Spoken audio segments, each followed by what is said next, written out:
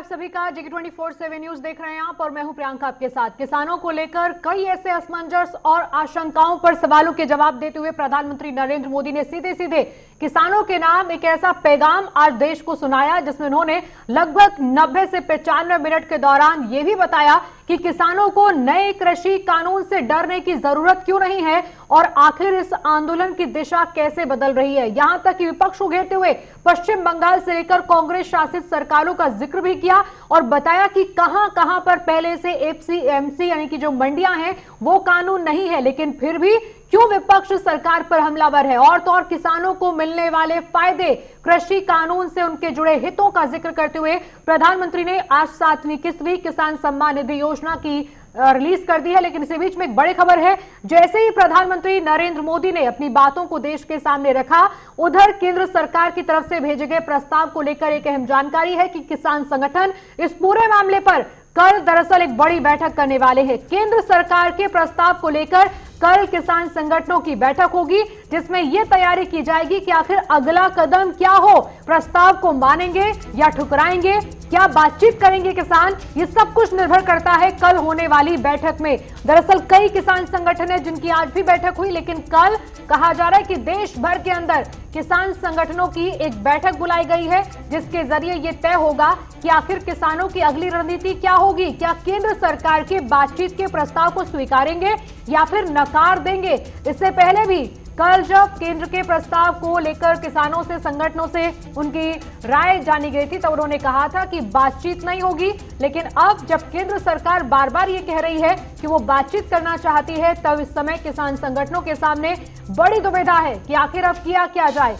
आंदोलन कर रहे किसान अब इस समय किसान संगठनों के भरोसे बैठे हैं कि कल होने वाली बैठक से उन्हें रास्ता निकालना है कि आखिर बातचीत के प्रस्ताव को किस तरीके से लिया जाए। क्या आंदोलन करते रहने से यह मुद्दा हल होगा या बातचीत करने से समस्या हल हो सकती है। लेकिन जब प्रधानमंत्री नरेंद्र मोदी ने किसानों के नाम एक वर्चुअल संबोधन दिया तब उसकी खूबसूरती ये भी नजर आई कि प्रधानमंत्री के संबोधन को सुनवाने के लिए खासकर मंत्रियों की ड्यूटी लगा दी गई थी। किसान चौपाल आयोजित किए गए थे और देश के अलग अलग हिस्सों में इसी तरह से लोगों को प्रधानमंत्री के संवाद को सुनते हुए देखा गया। अब किसानों के ऊपर है कि क्या किसान वाकई में प्रधानमंत्री के उस संदेश को मानकर बातचीत का रास्ता अपनाते हैं या फिर किसान जो कह रहे हैं कि उनकी अपनी परेशानी में संशोधन उन्हें स्वीकार नहीं है, कानून वापस होने चाहिए।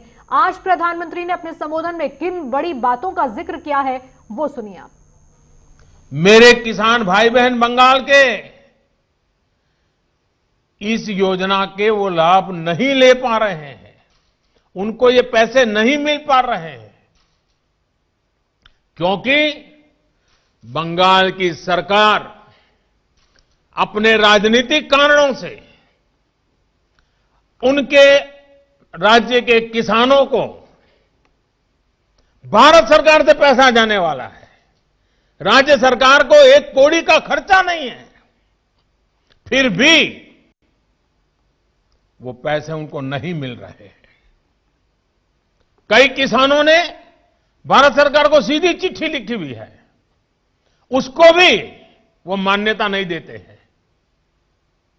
यानी आप कल्पना कर सकते हैं कितने लाखों किसानों ने लाभ लेने के लिए, योजना के लिए अर्जी की, ऑनलाइन आवेदन कर चुके हैं, लेकिन वहां की राज्य सरकार उसको भी अटका करके बैठ गई है। बंगाल में आपकी धरती है तो आपने बंगाल में किसानों को न्याय दिलाने के लिए प्रधानमंत्री किसान सम्मान योजना के पैसे किसानों को मिले, इसके लिए क्यों आंदोलन नहीं किए, क्यों आपने कभी आवाज नहीं उठाई और आप वहां से उठ करके पंजाब पहुंच गए। तब सवाल उठता है। और पश्चिम बंगाल की सरकार भी देखिए, अपने राज्य में इतना बड़ा किसानों को लाभ, 70 लाख किसानों को इतना धन मिले, हजारों करोड़ रुपया मिले, वो देने में उनको राजनीति आड़े आती है। लेकिन वही पंजाब जाकर के जो लोग के साथ वो बंगाल में लड़ाई लड़ते हैं, यहां आकर के उनसे गुपचुप करते हैं। क्या देश की जनता इस खेल को नहीं जानती है? जब देश की जनता ने उन्होंने नकार दिया है तो कुछ न कुछ ऐसे इवेंट कर रहे हैं, इवेंट मैनेजमेंट हो रहा है ताकि कोई सेल्फी ले ले, कोई फोटो छप जाए, कहीं टीवी पर दिखाई दे और उनकी राजनीति चलती जाए। अब देश ने उन लोगों को भी देख लिया है, ये देश के सामने एक्सपोज हो गए हैं। स्वार्थ की राजनीति का एक भद्दा उदाहरण हम बहुत बारीकी से देख रहे हैं। जो दल पश्चिम बंगाल में किसानों के हित पर कुछ नहीं बोलते, वो यहां दिल्ली के नागरिकों को परेशान करने पर लगे हुए हैं, देश की अर्थनीति को बर्बाद करने पर लगे हुए हैं, और वो भी किसान के नाम पर। इन दलों को आपने सुना होगा, मंडिया बोल रहे हैं, एपीएमसी की बात कर रहे हैं और बड़ी बड़ी हेडलाइन लेने के लिए भाषण कर रहे हैं। हमारी सरकार ने नई अप्रोच के साथ काम करना शुरू किया। हमने देश के किसान की छोटी छोटी दिक्कतों और कृषि के आधुनिकीकरण, उसे भविष्य की जरूरतों के लिए तैयार करने, दोनों पर एक साथ ध्यान दिया। हम बहुत सुनते थे कि उस देश में खेती इतनी आधुनिक है, वहां का किसान इतना समृद्ध है। कभी इजराइल का उदाहरण सुनते रहते थे। हमने दुनिया भर में कृषि क्षेत्र में क्या क्रांति आई है, क्या बदलाव आए हैं, क्या नए इनिशिएटिव आए हैं, क्या अर्थव्यवस्था के साथ कैसे जोड़ा है, सारी चीजों का गहन अध्ययन किया। प्रधानमंत्री नरेंद्र मोदी ने 6 बड़ी बातें यानी कि किसानों से जुड़े, कृषि से जुड़े उनके फायदे गिनाए हैं, उस पर एक नजर डालते हैं, उसके बाद चर्चा करेंगे इसी मुद्दे पर। सबसे पहली बात, नए कानूनों के बाद आप मंडी में अपनी उपज बेचना चाहते हैं, आप बेच सकते हैं। सीधे सीधे तौर पर एक सवाल का जवाब उन्होंने दिया है, क्योंकि इसमें कहा जा रहा था कि मंडियां खत्म हो जाएंगी तो किसान कहां जाकर अपनी उपज बेचेगा। आप अपनी उपज दूसरे राज्यों में बेचना चाहते हैं तो भी आप बेच सकते हैं। ये दरअसल एक नया तरीका है इस समय किसानों के पास। किसी भी जगह पर जहां उन्हें लगता है कि उपज बेचने से मुनाफा मिल सकता है, वो देश की किसी भी मंडी में जाकर ये काम और किसी भी देश के अंदर, किसी भी राज्य के अंदर जाकर देश में बेच सकते हैं। एफपीओ के माध्यम से उपज को एक साथ बेचना चाहते हैं तो भी आप बेच सकते हैं। अलग अलग तरीके से किसान को वो रास्ता दिया जा रहा है जिसमें वो किसी बंधन में ना बंधे। आप बिस्किट, चिप्स, जैम, दूसरे कंज्यूमर उत्पादों की वैल्यू चेन का हिस्सा बनना चाहते हैं तो भी आप ये कर सकते हैं, किसानों को ये सीधा अधिकार होगा। लेकिन इसके अलावा आप अपनी उपज का निर्यात करना चाहते हैं तो आप निर्यात कर सकते हैं। यानी किसान चाहे तो इन कानूनों का फायदा उठाकर समृद्धि की तरफ बढ़ सकता है और अड़चन आने पर इसकी शिकायत भी कर सकता है। महत्वपूर्ण चीज यह है कि प्रधानमंत्री नरेंद्र मोदी ने जब कानूनों के फायदे गिनाए उसमें उन्होंने इस बात का जिक्र भी किया कि आप उसे व्यापारी को बेचना चाहते हैं तो ये आपकी मर्जी है कि आप अपनी उपज को व्यापारी को सीधे सीधे कांटेक्ट कर बेच सकते हैं। लेकिन अगर आप व्यापारी के अलावा कोई ऐसा बाजार देखते हैं, कोई राज्य देखते हैं जहां आपको लगता है कि डायरेक्ट आपके जाने से उपज का अच्छा दाम मिलेगा तो भी आप कर सकते हैं। लेकिन प्रधानमंत्री के संबोधन में कुछ बातों का जिक्र विपक्ष के लिए था, जैसे उन्होंने कहा कि बंगाल के किसानों को लाभ नहीं मिल पा रहा क्योंकि वहां एपीएमसी नहीं है और वहां के बारे में कुछ नहीं कहा जाता। पश्चिम बंगाल के 70 लाख किसानों को किसान सम्मान निधि का फायदा भी नहीं मिल रहा है। फंड ट्रांसफर करना चाहते हैं लेकिन अभी तक भी फॉर्मेलिटी पूरी नहीं की गई है। जम्मू कश्मीर में किसानों ने वोट कर आंदोलन को नकार दिया, जो किसानों के नाम पर इस समय आंदोलन चल रहा है। प्रधानमंत्री ने कहा कि दरअसल भ्रम फैलाया जा रहा है, विपक्ष इस समय भटकाने का काम कर रहा है। आंदोलन का जो मुख्य मकसद था उससे कहीं और निकल गया है ये आंदोलन, जिसकी वजह से इस पूरे मामले पर अभी भी अड़चन है और अभी भी कई सारे कंफ्यूजन है, जिसको लेकर आंदोलन करने वाले किसान कह रहे हैं कि सरकार को उनकी बात सुननी चाहिए लेकिन किसान किसी के बहकावे में ना आए। ये प्रधानमंत्री ने अपनी बातों के दौरान कहा है। फसल बर्बाद होने पर भी पैसा मिलेगा। कुछ लोग ये कह रहे हैं कि अगर कॉन्ट्रैक्ट फार्मिंग होगी, फसल बर्बाद हो जाएगी तो क्या होगा, लेकिन फसल बर्बाद होने पर भी कॉन्ट्रैक्ट को, जो कॉन्ट्रैक्टर होगा उसे पैसा देना होगा। किसान अपनी मर्जी से एग्रीमेंट कॉन्ट्रैक्ट फार्मिंग का खत्म कर सकता है, लेकिन अगर नुकसान होता है तो उसकी भरपाई कॉन्ट्रैक्ट लेने वाले को करनी होगी। फसलों पर एमएसपी खत्म नहीं होगी। अभी तक एमएसपी के नाम पर जो बवाल हुआ है उस शंका को दूर किया गया है। किसान को लागत का 1.5 गुना दाम मिलेगा और ये कोशिश की गई है कि फिलहाल किसान इसका फायदा ज्यादा से ज्यादा उठाएं, डरे नहीं, मंडियां भी चालू रहेंगी, ना एमएसपी खत्म होगा ना ही मंडियां खत्म होने जा रही हैं, क्योंकि मंडियों को मजबूत करने का काम किया गया है। और जहां पहले सरकार ध्यान दे रही थी, अब उन मंडियों पर खतरा कैसे मंडरा सकता है। मंडियों को ऑनलाइन काम करने का जो काम है वो भी शुरू किया गया है, ताकि यहां भी नजर रखी जा सके। पुरानी सरकारों ने किसानों को केवल छला, और कई ऐसे दौर आए हैं जब किसानों ने दरअसल अपने आप को ठगा महसूस किया, लेकिन सरकारों ने कुछ खास उन किसानों के लिए उस दौरान किया नहीं। ये प्रधानमंत्री ने सीधे सीधे विपक्ष को भी घेरा। चलिए इसी पर बातचीत करेंगे, खास मेहमान हमारे साथ जुड़ेंगे। सबसे पहले प्रितपाल सिंह बलियावाल हमारे साथ हैं कांग्रेस से। बहुत बहुत स्वागत है प्रितपाल सिंह जी आपका। आलोक वर्मा भारतीय किसान यूनियन के प्रवक्ता हैं। आलोक वर्मा जी, बहुत बहुत स्वागत है आपका भी।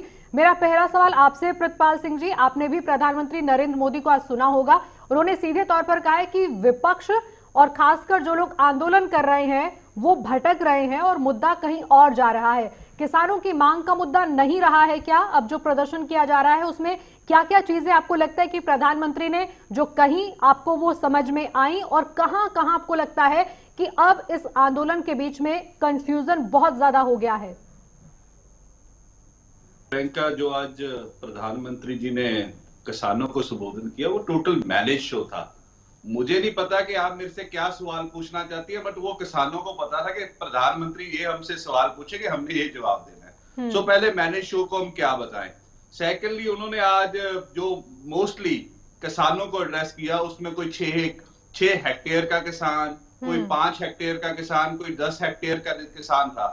इंडिया की, भारत के जो 86% किसान है ना, वो 2 हेक्टेयर से नीचे वाले हैं। हम तो उनकी बात कर रहे हैं, उन पे असर होगा। आप बड़े किसानों की बात कर रहे हैं। उसके बाद किसान क्या कहते हैं, सम्मान निधि योजना स्टार्ट हुई, अच्छी बात है। 9 करोड़ किसानों को आपने 18,000 करोड़ रुपया दिया, बट जो पिछला सेंसस आया था उसमें 14.5 करोड़ किसान हैं पूरे हिंदुस्तान में, तो वो बाकी 5.5 करोड़ कहां गए भैया? उससे पहले जो पुरानी, मैं अब ये किसान सम्मान निधि, अगर आपके साथ आज बीजेपी वाले होते तो इसकी भी पोल खोलता। जो पहली इंस्टॉलमेंट आई थी वो 10 करोड़ 26 लाख किसानों को दिया इन्होंने।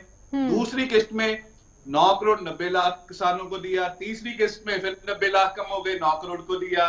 चौथी किस्त में 7 करोड़ 70 लाख को दिया, 1.5 करोड़ और कम हो गए।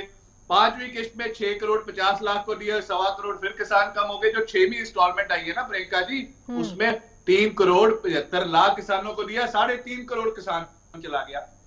आप बताएं तो सही, ड्रामेबाजी कर रहे हैं प्रधानमंत्री जी। ये पैसा कौन देगा? तब से सम्मान निधि चल रही है, 6 किस्तों के पैसे नहीं गए आपके पास। आप बातें कर रहे हैं किसान हित की। 2500 किलोमीटर अरुणाचल के किसान से तो बातचीत कर ली आपने, जो 25 किलोमीटर 30 दिन से 1 महीना हो गया प्रियंका वहां पे बैठा है ठंडी रातों में। 44 किसानों की जान चली गई।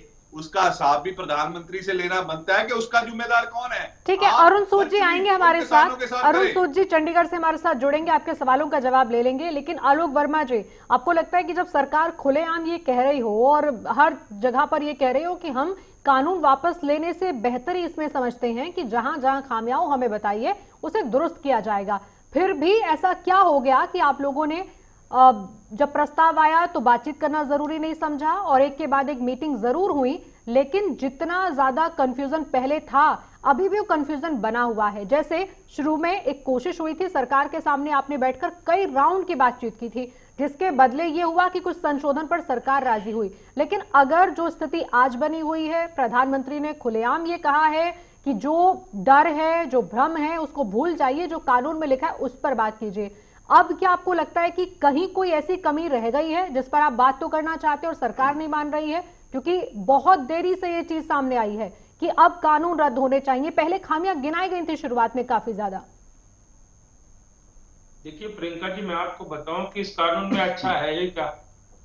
जो लोग इसके फायदे बता रहे हैं वो कहाँ के किसान है, क्या करते हैं, हमसे भी मिलवा जाए। हम तो बार बार कह रहे हैं ना कि जो लोग इसके समर्थन में है उनसे हमको मिलवा दिया जाए कि वो कौन सी खेती करते हैं, कहाँ बेचते हैं, कौन से विधि से खेती करते हैं, हमें बता दो। देखो प्रियंका जी, इस बात को पहले ही बता दिया गया था कि इसमें इस बिल में गड़बड़ी है, और आप हमारे लिए जबरदस्ती ये बिल लेके आ रहे हो। देखो, किसानों का सीधा सा दो रुख में बात करनी, दो शब्दों में बात करनी कि आप बिल को वापस करिए और एमएसपी पे कानून बनाओ। सरकार इतने पे बात करे, किसान बात करने को तैयार है। सरकार बार बार ये कहती है कि किसान खुले मन से आए, तो किसानों का खुला मन यही है कि आप बिल को वापस लें और एमएसपी पे कानून बनाएं। इससे नीचे प्रियंका जी बात बनने वाली नहीं है। एमएसपी पर सरकार ने कह दिया कि एमएसपी हम आपको जो व्यवस्था थी उसी में एमएसपी दे सकते हैं, उससे आगे कुछ नहीं कर सकते हैं। तो ऐसा क्यों आप लोगों को लग रहा है कि सरकार जो कह रही है वो कर नहीं पा रही है?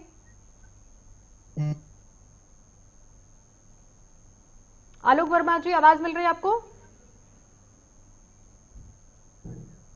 आलोक वर्मा जी के पास आएंगे, लेकिन अरुण सूद जी, माफ कीजिएगा, प्रितपाल सिंह जी, एक और भी चीज है जिसमें प्रधानमंत्री ने, कई दल हैं ऐसे, पश्चिम बंगाल का जिक्र भी हो गया, आज केरल का भी हो गया, कि जहां जो किसानों को लाभ नहीं मिल पाता है उसके लिए तो कोई लड़ाई नहीं लड़ी जाती। आज यहां एक रिफॉर्म की बात हो रही है तो कई स्टेट के किसान परेशान हैं और इसे एक आंदोलन के रूप में दिल्ली के बॉर्डर पर रख दिया गया है कि सरकार के सामने एक चुनौती ये बन गया है। आपको नहीं लगता कि बंगाल या केरल का नाम आता है तो कुछ अलग है उन राज्यों के अंदर जो लाभ नहीं मिल सकता किसानों को वहां पर? अरे प्रियंका जी, बंगाल का किसान कब सड़कों पे उतरा है? चुनाव है, केरला के भी आने वाले, बंगाल के भी आने वाले, इसीलिए तो दाढ़ी वाले बाबा जो प्रधानमंत्री है रविंद्र नाथ टैगोर की चेहरा उड़ा दिए हैं। अभी आलोक वर्मा जी एक बात कर रहे थे, मैं उस चीज पे आता हूं। 2 दिन पहले नरेंद्र तोमर जी ने एक प्रेस कॉन्फ्रेंस करी जिसमें उन्होंने बताया कि इन कानूनों के हक में मुझे 3,13,363 खत मिले हैं कि जो किसान इसकी सपोर्ट कर रहे हैं। अगर आप अभी बीजेपी के प्रवक्ता होते उनसे मैं पूछता कि पूरे भारत में कितने गांव हैं, तो पूरे भारत में 6,38,365 गांव हैं। तो ये बताओ, तो आधी जनता, तो अगर हम एक आदमी भी एक गांव का माने कि इस बिल का सपोर्ट करा तो आधा हिंदुस्तान तो पहले ही विरोध में खड़ा हो गया भैया। उसके बाद उन्होंने पंजाब की एग्जांपल दी, जहां से पंजाब और हरियाणा से ज्यादा लोग अभी बॉर्डरों पे बैठे हैं, तो कह रहे हैं कि 12,800 किसानों ने हमें लिख कर दिया। भैया 2 करोड़ किसान बसता है पंजाब में और 12,865 गांव ही हैं। एक आदमी मुझे एक गांव में अगर बीजेपी के हक में, इस कानूनों के हक में लिखा हो नरेंद्र तोमर जी से हम राजनीति से संन्यास ले लेंगे।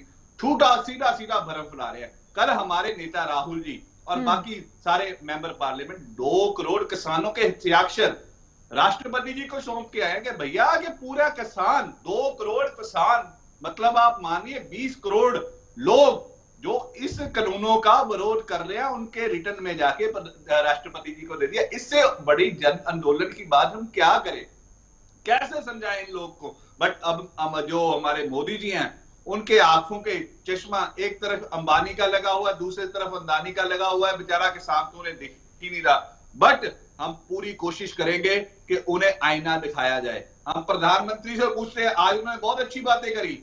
जब वो वर्किंग ग्रुप के चेयरमैन थे, जब वो गुजरात के क्या कहते हैं मुख्यमंत्री थे, तब वो एमएसपी को लीगल गारंटी की बात कर रहे थे। तो आज वही चीज तो हमारा किसान मांग रहा है।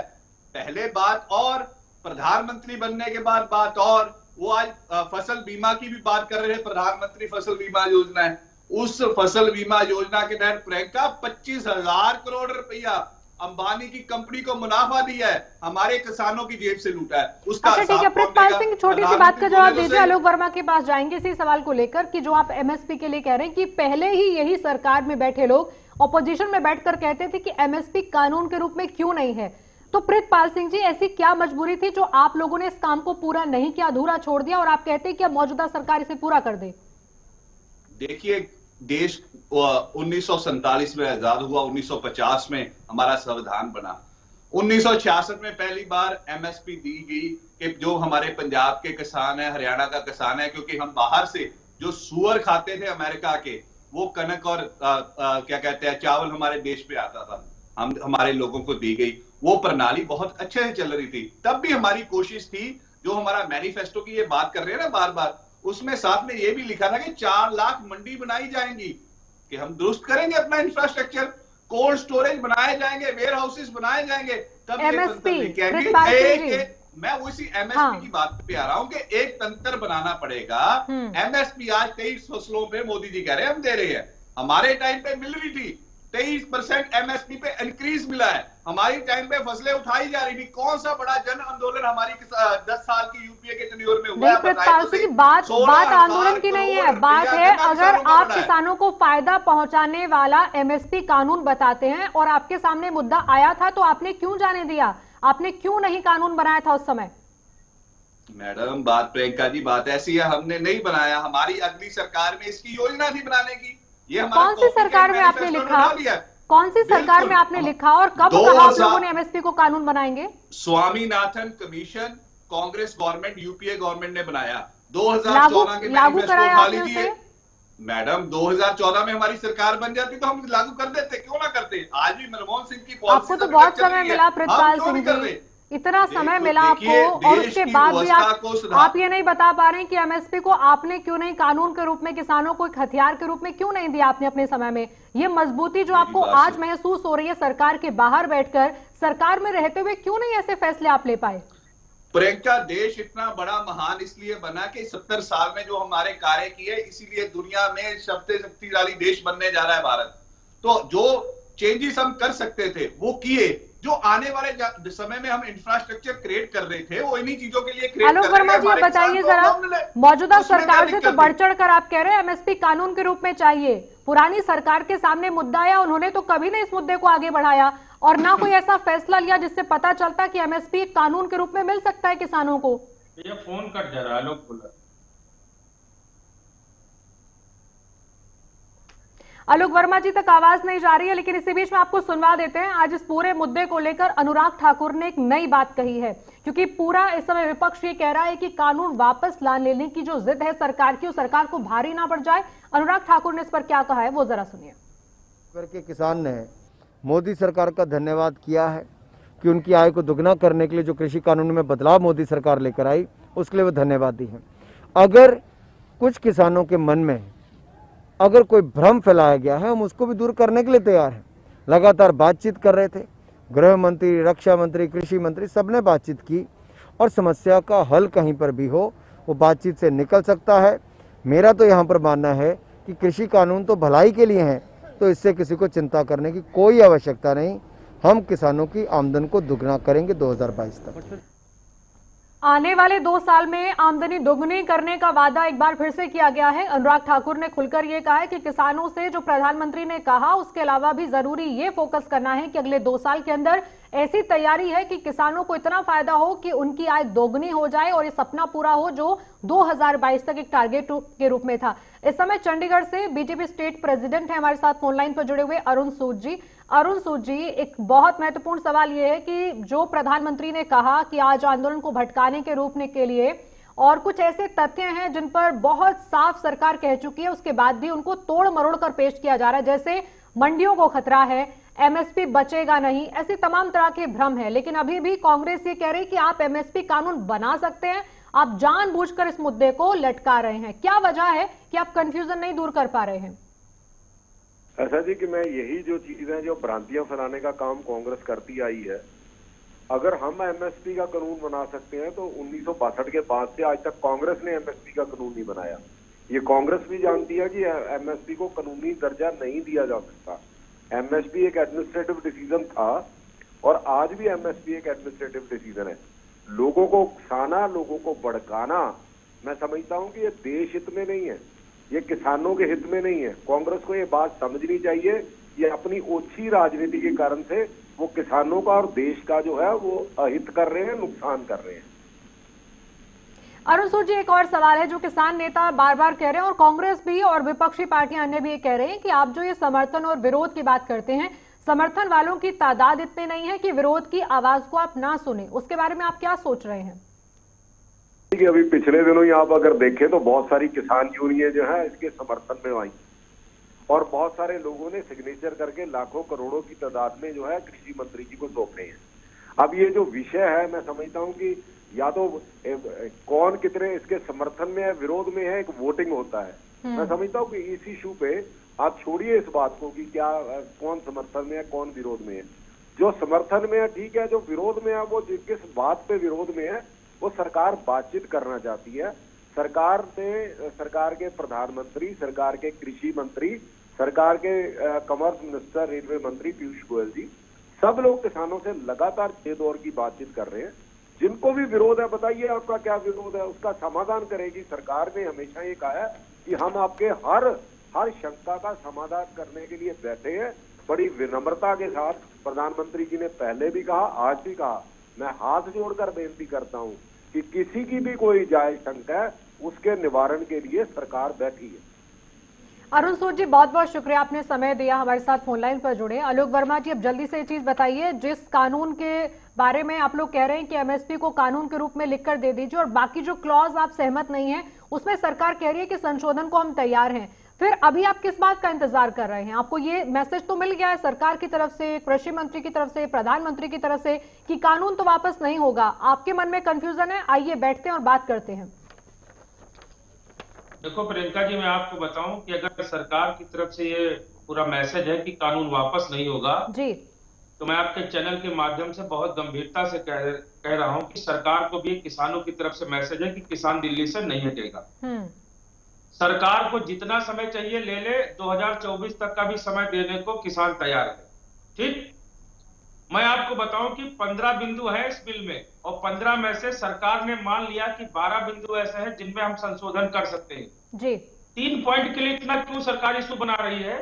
हम चाहते हैं कि इस बिल को आप रद्द कर दो, किसानों के साथ बैठ करके नया बिल लेके आओ, इससे अच्छा बिल लेके आओ, हम स्वागत करेंगे। आलोक वर्मा जी, जैसे आप ये चाहते हैं और किसान संगठन ये चाहते हैं कानून वापस हो, वैसे ही सरकार चाहती है कि आप आइए, हमें खामियां बताइए और दुरुस्त करने का रास्ता बताइए। क्या इसमें कुछ गलत है?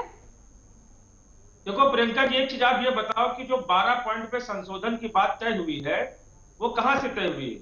वो हम लोगों ने इस बिल में खामियां बताई है, तभी तो सरकार ने उस पर विचार करके संशोधन करने का काम किया।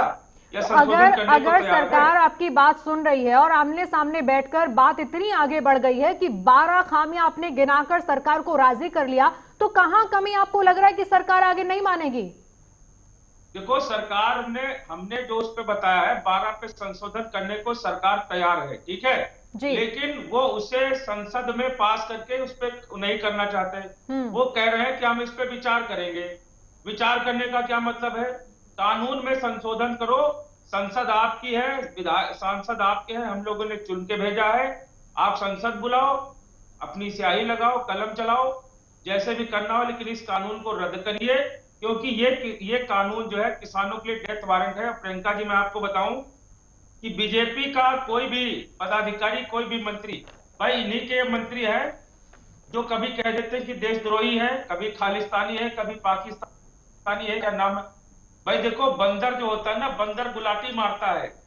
अब ये गुलाटी मार रहे हैं।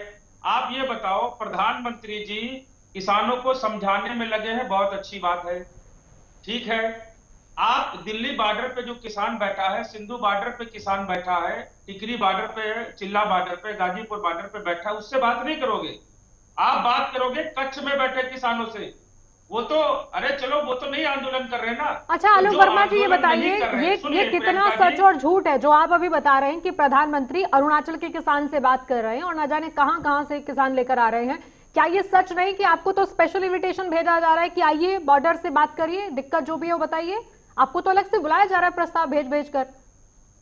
नहीं, प्रस्ताव भेज के बुला रहे हैं, अच्छी बात है, लेकिन हमारी बात कहां सुन रहे हैं?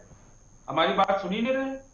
वो तो अपनी बात को बता रहे कि बिल बहुत अच्छा है, यही बात बताए। जैसे आपके चैनल पर भारतीय जनता पार्टी के प्रवक्ता बताते हैं ना, देखो इनकी फाइलों में जो किसानों का मौसम है वो बहुत गुलाबी है। आप देख लीजिए, उत्तर प्रदेश में 1868 रुपए धान की एमएसपी है, और यहां पर भारतीय जनता पार्टी की सरकार है, किसान 800 से 1000 रुपए क्विंटल बेचने में मजबूर है। ठीक है, चले गए? आलोक वर्मा जी, एक छोटी सी बात मुझे बताइए, प्रियंका जी, क्या ये निगरानी तंत्र की कमजोरी है या सरकार ने एक कानून बना दिया और उसे इम्प्लीमेंट सही से नहीं किया जा रहा, इस वजह से आप खफा है? क्या नाराजगी की वजह क्या है? देखो, नाराजगी की वजह नहीं, इनकी कथनी और करनी में अंतर है। ये आंकड़ों के बाजीगर हैं और सपनों के सौदागर हैं। मैं आपको बताऊं कि अगर इन्होंने ये बिल लागू कर दिया है तो भारतीय जनता पार्टी का कोई विद्वान प्रवक्ता हमें ये बता दे कि अभी तक जो देश में 6 से 8% किसानों को एमएसपी का लाभ मिलता है, क्या वो 25-30% पहुंच गया? आप हमें बता दो, कोई ऐसी जगह बता दो जहां पर एमएसपी से ज्यादा फसल बिक रही हो। और इनको ये भी ध्यान रखना चाहिए कि भारत में 85% छोटे किसान हैं। जैसे कह रहे हैं कि अपनी फसल को कहीं बेच दो, हमारे पास 200 किलो टमाटर पैदा हुआ लखनऊ में, हम बताओ पंजाब बेचने जाएंगे तो हम तो बिक जाएंगे, टमाटर तो बिकने की बात छोड़ दो, हम ही बिक जाएंगे। हमें चाहिए वहीं पे हमारे क्षेत्र में ही आप अच्छा मूल्य उपलब्ध कराइए। अच्छा ठीक है, और एमएसपी को गारंटी। आलोक वर्मा जी और भी सवाल लेंगे प्रितपाल सिंह जी से, तब तक सवाल लेते हैं। अच्छा प्रितपाल सिंह जी, क्या आपको भी यही लगता है कि सरकार एक तरफ से ये कह रही है कि आपके लिए एक बाजार बना कर दे रहे हैं, लेकिन आपको लग रहा है कि उस बाजार में किसान कहीं खो जाएगा? क्योंकि ये मैंडेटरी नहीं है कि मंडी के बाहर आपको बेचना है तो आपको मध्य प्रदेश जाना है या उत्तर प्रदेश से आपको अरुणाचल जाना पड़ेगा, ये किसान की मर्जी है। कहीं ऐसा आपको लग रहा है कि थोपा जा रहा है जबरदस्ती क्लॉज को? देखिए, ये तो पहले से जारी था। पंजाब के किसान की फसल दिल्ली आ रही थी। कहानी ये नहीं है। ये जो नए कॉर्पोरेट्स आएंगे, कॉर्पोरेट्स के साथ जो कल्चर आया, मध्य प्रदेश के किसान ने कल परसों एक वीडियो वायरल हो रही थी, उसपे किसान ने बो दी। वो कह रहे हमारे अकॉर्डिंगली फसल की बुझाई नहीं हुई, इसका फल, इसका वेट उस अकॉर्डिंगली है, हम ये फसल नहीं खरीदेंगे। वो तो किसान मर गया ना। पिछले दिन ही एक रविशंकर प्रसाद जी ने ट्वीट किया था, गोभी वाला किसान था बिहार का, कि हमने 10 क्विंटल गोभी खरीद ली, बट अगले दिन वीडियो से 40 क्विंटल उसे हानि पड़ गई क्योंकि ग्राहक नहीं मिला। बेनती ये है, अभी इन कानूनों का जब लागू हुए हैं प्रियंका जी, एक सर्वे हुआ है 20 स्टेटों में, जिसमें पाया गया कि 86%, 86% किसानों को नहीं मिल रही है एमएसपी का भाव। तो क्या करेगा भाई? जो पहली व्यवस्था है वो अच्छा ठीक है प्रितपाल सिंह जी, एक छोटी सी बात बताइए। आलोक वर्मा जी आपको सुन रहे हैं। ये जब सरकार ये कहती आकर या केंद्रीय कृषि मंत्री कहते हैं कि जो पहले से लाभ किसानों को मिल रहा था हम उसमें कहीं भी कोई दखल नहीं दे रहे हैं, क्या एमएसपी पर खरीदारी पहले बहुत ज्यादा हो रही थी और आकर सरकार ने उसको खत्म कर दिया, ऐसा है क्या?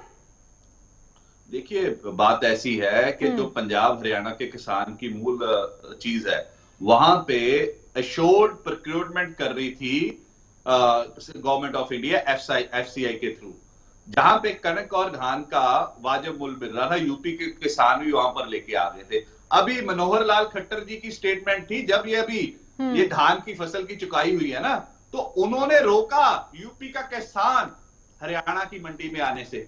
क्यों रोका भाई? क्योंकि वो कह रहे हैं कि हमारे किसान को एमएसपी नहीं मिल पाएगी। 1000 रुपए का धान इनका बिक रहा है। अभी एफसीआई को ये खत्म करना चाहते हैं। जो शांता कुमार कमेटी की रिपोर्ट कह रही है, नितिन गडकरी की स्टेटमेंट्स कह रही हैं कि एफसीआई और एश्योर्ड प्रोक्योरमेंट हमारे ऊपर बर्डन है, जिसका हम बर्डन झेल नहीं सकते। तो इन सभी चीजों के इश्यूज हैं और उसके ऊपर से काले कानून लागू कर दिए। पहले तो आप बातचीत कर रहे हैं, ऊपर से काले कानून लागू कर रहे हैं। इसीलिए तो इतने लोग बैठे हैं। अभी पढ़ा लिखा किसान है हमारा किसान जो बैठा है, वो इसी चीज की तो कह रहा है। अगर आप पुराना तंत्र चल रहा था, कोई किसान सड़कों पे नहीं था, सारी चीजें हो रही थी, आप नया तंत्र लेके तो दुरुस्त लेके आओगे कि उसमें वो भी खत्म कर दो, ये पुराना चल रहा है। अब प्राइवेट मंडी आ गई प्रियंका जी, और एक तरफ सरकारी मंडी है जहां पे 8.5% हम व्यापारी पे टैक्स लगा रहे हैं, किसान पे कोई टैक्स नहीं लगता। वहां पे कह रहे हैं वो टैक्स फ्री होगी। तो उसके बाद जो सरकारी मंडी है वो तो खत्म हो जाएगी, आड़तिया सिस्टम खत्म हो जाएगा। वो आदमी खरीदे या ना खरीदे, हमारे जैसे अमेरिका का किसान अपनी कनक और बाकी चीजें समुद्र में धकेल देता है ना, उन चीजों पे मजबूर हो जाएगा। आत्महत्या करने पे और रेशो बढ़ेगी अगर ये कानून लागू हो गए। आज हमने अपनी जवानी और आने वाली पीढ़ियां उन्हें बचाना है, इसलिए किसान सड़कों पे है। अच्छा ठीक है प्रितपाल सिंह जी, बहुत अच्छी बात आप कह रहे हैं। जहां जहां पर मंडियां मजबूत हैं उनको तो चिंता होनी चाहिए कि अगर खत्म हो गई तो क्या होगा, लेकिन सरकार ये कह रही है कि खत्म करने का इरादा नहीं है। जब मजबूत किए हैं तो क्यों खत्म करनी है? एक पैरेलल सिस्टम दे रहे हैं जिसमें आपको लाभ लगता है तो आप जाइए, वरना आपकी मर्जी है। आलोक वर्मा जी, एक चीज जरा बताइए, जब पहले से एक आंकड़ा, अच्छा आंकड़ा कोई सरकार ये नहीं बता पा रही कि हमारे शासनकाल में पुरानी सरकारों में एमएसपी की खरीद इतने % किसान दरअसल उस दायरे में आते थे, तो अब की सरकार धीरे धीरे एमएसपी देने वालों की संख्या घटा रही है, ये कैसे तय होगा? क्योंकि अभी आप देखेंगे पंजाब और हरियाणा के अलावा कोई एक राज्य का नाम किसान नहीं जानते होंगे जहां पे मंडियों में अच्छी खरीदारी होती है। देखिए प्रियंका जी, पंजाब और हरियाणा को छोड़कर किसी भी राज्य में किसानों को एमएसपी का लाभ नहीं मिल पाता। ये शांता कुमार जी की रिपोर्ट में भी है। पंजाब और हरियाणा ही दो ऐसे राज्य हैं जहां पर 95% एमएसपी पे खरीदारी होती है। बगल में उत्तर प्रदेश है, बाकी और जो राज्य है वहां पर 6 से 7% किसानों को ही एमएसपी का लाभ मिल पाता है। भाई हम आपको एक चीज बता रहे हैं कि ये 3 बिल जो आए हैं इसके बारे में हम आपको 2 मिनट आपसे चाहेंगे, हम जी। बता देंगे सर। देखो, सबसे पहले तो इन्होंने कहा है कि जो पहला बिल है उसमें इन्होंने आवश्यक वस्तु वाला जो अधिनियम है उसको खत्म कर दिया। उसमें आप देख लीजिए कि महंगाई कहां तक पहुंच गई। दूसरा, इन्होंने जो विपणन एवं संवर्धन वाला कर दिया। आप ये बताओ कि आज उत्तर प्रदेश में धान की कीमत आप देख लो कहां चली गई, नहीं मिल पा रही ना किसानों को। बिहार में आप देख लो, कौन जिस राज्य में कहिए उसमें दे किसानों को एमएसपी नहीं मिल रहा है। जैसे ये कह रहे थे एडमिनिस्ट्रेशन डिसीजन है, तो ये उसकी जिम्मेदारी भी है ना। उत्तर प्रदेश में योगी आदित्यनाथ जी ने 2 अक्टूबर से कहा था कि धान की खरीदारी शुरू होगी, और उन्होंने ये भी कहा था कि जहां पर भी शिकायतें आएंगी वहां के कलेक्टर के ऊपर कार्रवाई की जाएगी। आप बता दो कौन से कलेक्टर के ऊपर उन्होंने कार्रवाई कर दी? मीडिया भी दिखा रहा है, हर व्यक्ति दिखा रहा है कि 800-1000 रुपए में धान किसान बेच रहा है। बगल में 12-1300 ट्रैक्टर खड़ा हुआ है, वहां पे धान कोई खरीदने वाला है नहीं। तीसरा, इन्होंने जो कॉन्ट्रैक्ट फार्मिंग कर दी है, आप ये बताओ कॉन्ट्रैक्ट फार्मिंग में तो अभी इन्होंने संशोधन में बता दिया कि आप कोर्ट जा सकते हो। इसके पहले क्या ये संविधान से नहीं चलते? देश तो संविधान से चलता है। कोई कानून बना रहे हो उसमें प्रत्येक व्यक्ति को न्यायालय जाने का अधिकार है, लेकिन इस कानून में उन्होंने न्यायालय जाने का अधिकार क्यों खत्म कर दिया? वो तो आंदोलन। और मैं आपको बताऊं कि ये जो किसान है, ये हमें किसान माने या ना माने, किसान मानते हैं तो खुले मन से बात करें, बिल को वापस करें। नहीं मानते तो हम तो कह रहे हैं जेल भेज दे, हमें कोई दिक्कत नहीं, हमें जेल भेज दे, हम जेल जाने को तैयार हैं। और प्रियंका जी, ये किसान हटेगा नहीं। मैं आपके चैनल पर बहुत जिम्मेदारी से बता रहा हूं कि ये चाबी सरकार के पास है। इस चाबी को सरकार उल्टा घुमाए या सीधा घुमाए, हल उसी को निकालना है। सरकार और किसानों के बीच में कई बार संवाद हो चुका, सरकार हमारी बात को नहीं सुन रही है, अपनी जबरदस्ती बात हमारे ऊपर लादने की कोशिश कर रही है। इसलिए किसानों ने फैसला किया है कि बिल वापसी होने तक। आलोक वर्मा जी, एक चीज बताइए, जितना जोरदार तरीके से तमाम जो किसान आंदोलन कर रहे हैं या संगठन आंदोलन कर रहे हैं, जैसे वो ये कह रहे हैं कि एमएसपी को कानून बना दीजिए, इससे बेहतर ये नहीं है कि एमएसपी पर खरीद होनी चाहिए? आप कैसे वो व्यवस्था देते हैं? सरकार के ऊपर होना चाहिए। देखो प्रियंका जी, मैं आपको बताऊं, कानून की जरूरत इसलिए है, मैं इसका सीधा आपको उदाहरण देता हूं कि आप जैसे गन्ने को देख लीजिए। गन्ने में जो मिल होती है वो एमएसपी पे खरीदती है, लेकिन जो क्रेशर और कोल्हू होते हैं वो प्राइवेट खरीदते हैं। मिल पे जाता है एमएसपी पे, और क्रेशर और कोल्हू ले लेते हैं उसको अपने मनमर्जी के रेट पे। प्रधानमंत्री जी की बात आप देख लीजिए, 2 बातें उसमें निकल के आती। उन्होंने कहा 1 नेशन 1 मार्केट, फिर उन्होंने बता दिया पैन कार्ड वाला खरीद ले या फिर आप बाहर बेच दो। ये कहते हैं बिचौलिए कम करेंगे, लेकिन जब पैन कार्ड होल्डर किसान की उपज को खरीद सकता है तो प्रियंका जी आप बताओ बिचौलिए बढ़ेंगे कि घटेंगे? बिचौलिए तो बढ़ेंगे ना। हम चाहते हैं कि हमारा धान चाहे मंडी में जाए, चाहे प्राइवेट सेक्टर में जाए, चाहे जो खरीद ले, 1868 को हमें एमएसपी पे मिल जाए। एमएसपी जैसे 5 रुपए का पार्ले जी हर जगह 5 रुपए का मिलता है, वैसे किसान को एमएसपी मिलना उसका अधिकार है। और अगर एमएसपी पर खरीदारी नहीं होती तो क्लेम करना, कंप्लेंट करना, ये राइट होना चाहिए। लेकिन आज दरअसल अलग अलग प्रदेशों के मुख्यमंत्रियों ने, बीजेपी शासित मुख्यमंत्रियों ने इस बात को दोहराया है कि इस कानून के अंदर ऐसे ऐसे फायदे छिपे हैं जो इंप्लीमेंट होने पर ही नजर आएंगे। क्या कुछ कहा उत्तर प्रदेश से लेकर हरियाणा तक के मुख्यमंत्री ने आज ही, जब अटल जयंती पर प्रधानमंत्री देश के किसानों को संबोधित कर रहे थे। इसी बीच में अलग अलग प्रदेशों के किसानों को वहां के मुख्यमंत्रियों ने क्या मैसेज दिया, सुनिए जरा। आमदनी को कई गुना बढ़ाने का कार्य किया जा रहा है। प्रधानमंत्री फसल बीमा की योजना, प्रधानमंत्री मृदा परीक्षण का कार्यक्रम, हर एक घर तक, हर एक गांव तक पहुंचाने का जो कार्यक्रम है, ये केवल किसानों के जीवन में खुशहाली लाने का ही कार्यक्रम है। और भाइयों बहनों, जिन्हें ये सब अच्छा नहीं लगता कि किसान तकनीक के साथ जुड़े, किसान आधुनिक बीज से प्राप्त हो, किसान की जीवन में खुशहाली हो, वे लोग तमाम प्रकार के गुमराह करने वाली बात कर रहे हैं। किसानों के लिए गन्ने गई, बंद चीनी मिलों को चलाने का कार्य हुआ। चौधरी चरण सिंह जी देश प्रदेश के अंदर किसानों के मसीहा कहे जाते थे। उनके स्वयं की कर्म भूमि की चीनी मिल, रमाला चीनी मिल, 30 वर्षों से वहां मांग हो रही थी। इस चीनी मिल का नवीनीकरण होना चाहिए, इसका विस्तारीकरण होना चाहिए। किसी को फुर्सत नहीं थी। जब हमारी सरकार आई, हमने पैसा दिया, चीनी मिल का विस्तारीकरण हुआ, चीनी मिल का नवीनीकरण हुआ, 50,000 क्विंटल गन्ने की पेराई इस समय रमाला चीनी मिल प्रतिदिन करने का कार्य बागपत के अंदर कर रही है। एक बहुत मजबूत पहल की है कृषि कानूनों में सुधार ला करके। आज पीएम किसान सम्मान निधि वो भी आज हमारे किसानों के खातों में आएगी। ये माननीय प्रधानमंत्री जी का अभूतपूर्व फैसला था कि आज हमारे जो किसान हैं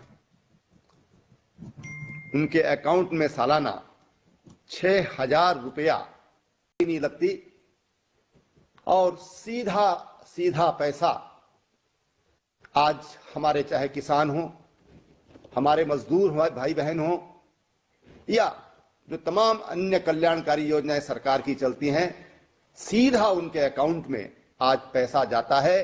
यानी कि 100 रुपया दिल्ली से चलता है और 100 रुपया गांव तक उसके अकाउंट में पहुंचता है। ऐसा काम हमारे प्रधानमंत्री जी ने किया है।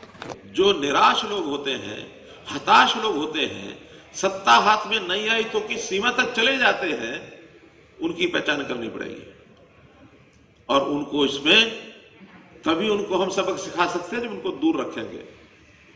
अब ये आजकल तमाशा हम देख रहे हैं ना कि ये कानून रद्द कराएंगे, दबाव, हम लोग बैठे हैं। ये सभ्य ढंग से कहीं भी कहो, लेकिन धींगा मस्ती करोगे या धींगा मस्ती करने वालों को सहयोग दोगे, ये नहीं चलेगा। तुमको अगर डेमोक्रेसी बचानी है तो केवल लोकसभा में बचती ऐसा नहीं है, केवल विधानसभा में डेमोक्रेसी बचती ऐसा नहीं है, स्थानीय निकाय में भी हमको ये सबक देना पड़ेगा कि जिस विचार के लोग डेमोक्रेसी पर हावी होना चाहते हैं कि हमारी बात मानो, नहीं तो नहीं चलने देंगे, उनको सबक यहां बैठ के भी सिखा सकते हैं। और टाइम की भी बात होती है, क्योंकि आज विधानसभा लोकसभा नहीं है।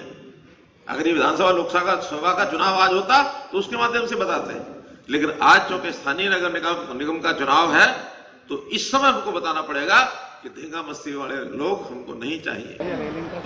आज वो आंदोलन कर रहे हैं, एक एक सवाल का जवाब माननीय प्रधानमंत्री जी ने दिया है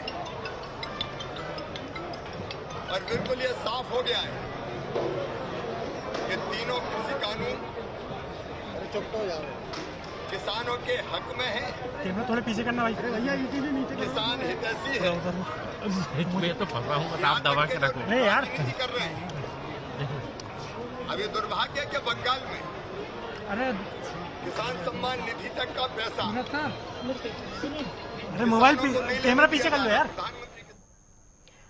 अब एक से एक अलग अलग राज्यों से मैसेज देकर ये बताया जा रहा है कि प्रधानमंत्री और केंद्र की सरकार इस समय क्या कोशिश कर रही है किसानों को उनका हक दिलवाने के लिए। एक कदम आगे बढ़कर उस सपने के नजदीक जा रही है जिससे किसानों की आय बढ़ेगी। लेकिन जो किसान आंदोलन कर रहे हैं उन तक भी मैसेज जा रहा है और वो चाहते हैं कि इस कानून में जितनी खामियां उनको नजर आती है उसका हल निकाला जाए, और हल संशोधन से नहीं, कानून वापसी से होगा। सरकार उससे कहीं ज्यादा आगे बढ़कर कह रही है कि कानून तो वापस होगा नहीं। प्रितपाल सिंह जी, आंदोलन लंबा चलेगा, ये पहले दिन से कह दिया गया था। जब बॉर्डर घेरे गए थे तब ये कहा था कि 5 से 6 महीने का राशन लेकर आए हैं।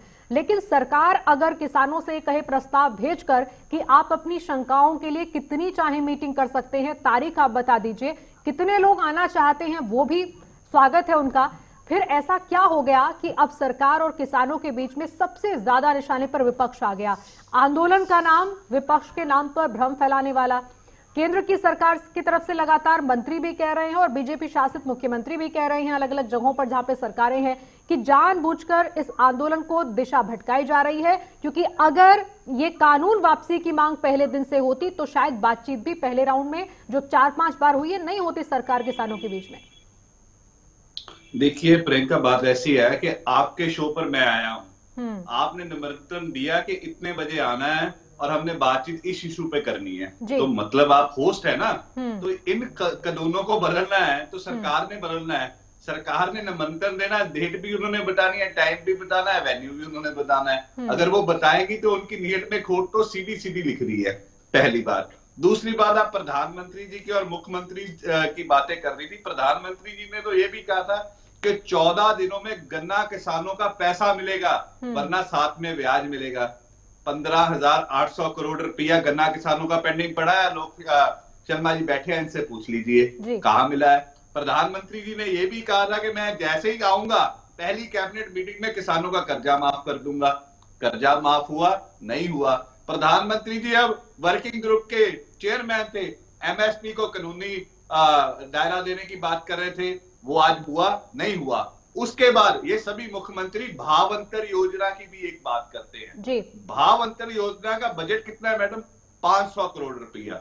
वो कह रहे हैं कि जो मूल्य से भरपाई नहीं हो पाएगी वो 500 करोड़ से हो जाएगी। हिंदुस्तान की कृषि का जो कृषि की जो मूल्य है वो 6 लाख करोड़ के आसपास का है। वो 6 लाख करोड़ का दायरा कैसे भरपाई 500 करोड़ से कर लोगे? 800 रुपए मक्का बिका है, 1880 रुपए उसकी वो है अपना एमएसपी, 1000 का भावांतर, कितनी फसल की पैदावार हुई है, कैसे कर लोगे? सो ये नियत और नीति में इनकी खोट है। आज मैं एक चौधरी चरण सिंह की बात करी अभी योगी जी ने, कल 3 दिन पहले उनकी जयंती थी, उनके बेटे को तो उनके वो समाधि पर जाने से रोक दिया गया कोरोना का हवाला देके, बट रैलियां करनी हो तो सब कुछ खुला है। जल्दी से आलोक वर्मा जी एक क्लोजिंग कमेंट जल्दी। सर छोटू राम को सारे किसान मानते हैं, उनके नाती जो चौधरी वीरेंद्र सिंह है वो भी धरने में बैठ के बीजेपी के सबसे बड़े आगू है। आप उन्हें नहीं समझा पा रहे, सारे बीजेपी के एमएलए खिलाफ हो गया हरियाणा में, इसलिए ये बार बार बातें आ रही हैं। किसान को बचा लीजिए, अन्नदाता अगर सही मायने में मानते हो आप, उसकी रक्षा कीजिए, उसकी जेब में पैसा जाएगा तभी उसका बच्चा पड़ेगा, तभी वो खेती करेगा। अगर आपके घर पे दूध भी आता है ना, 17 रुपए दिए हैं, एक मजाक किया, पर परिवार 17 रुपए बनते हैं प्रियंका 2000 के हिसाब से। वो मैं 17 रुपए ना बीजेपी के सभी लीडर्स को बेचने को तैयार हूँ। आधा किलो दूध खरीद के दिखा दीजिए, अपने बच्चों को बुलाकर दिखा दीजिए। ठीक है प्रितपाल सिंह जी। आलोक वर्मा जी जल्दी से क्लोजिंग कमेंट। देखो प्रियंका जी, मैं आपको बार बार बता रहा हूँ कि किसानों से जो भी बातें हो रही है सरकार की, अच्छी बात है, बात से ही हल निकलेगा। लेकिन सरकार अगर चाहती है कि आंदोलन जल्द से जल्द खत्म हो तो ये सरकार के ऊपर है कितनी जल्दी वो कानून को वापस लेके एमएसपी को गारंटीड कानून बनाएगी। ठीक है आलोक वर्मा जी। प्रितपाल सिंह जी बहुत बहुत शुक्रिया इस चर्चा का हिस्सा बनने के लिए। दरअसल कुल मिलाकर बात यह है कि अब सरकार ने एक तरह से साफ कर दिया है कि बातचीत के अलावा और कोई रास्ता किसानों के पास नहीं होगा। अब उनके हाथ में है इस आंदोलन को आगे बढ़ाना है या सरकार के सामने बैठकर अपनी परेशानियों को सरकार के सामने दर्शाना है। फिलहाल के लिए इतना ही, फिर हाजिर होंगे। नमस्कार।